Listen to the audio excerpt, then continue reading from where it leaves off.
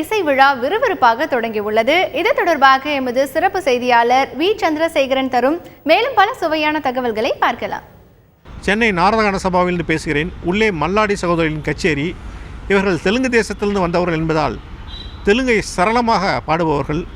குறிப்பாக அன்னமாச்சாரியர் கீர்த்தனைகளையும் பத்ராஜலம் ராமதாசர் கீர்த்தனைகளையும் பாடுவதில் இவர்களுக்கு நிகர் இவர்களே. இன்று கச்சேரி அமர்க்களமாக களை கட்டியுள்ளது. வாருங்கள் உள்ளே சென்று கச்சேரி ரசிப்போம். தோடி அடுத்தாள் வர்ணத்தில் ஆரம்பித்தாங்க. ரொம்ப அருமையான ஒரு வர்ணம். அதை தொடர்ந்து கௌள தீட்சிதரோட ஒரு பாடல், ரொம்ப அருமையான ஒரு யாரும் அரிதாக பாடுறது அதை பாடினாங்க.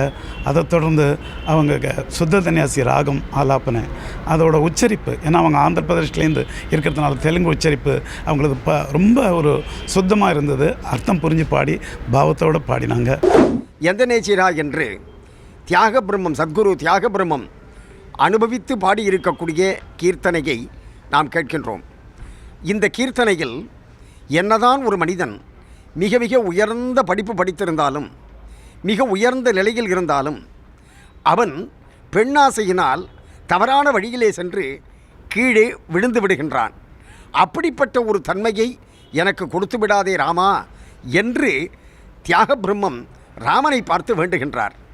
ராவணன் மிக உயர்ந்த படிப்பாளிதான், சாமவேதத்தில் கரை கண்டவன்தான். ஆனால் தவறான பாதையில் சென்று கீழே விழுந்து விட்டான் அல்லவா?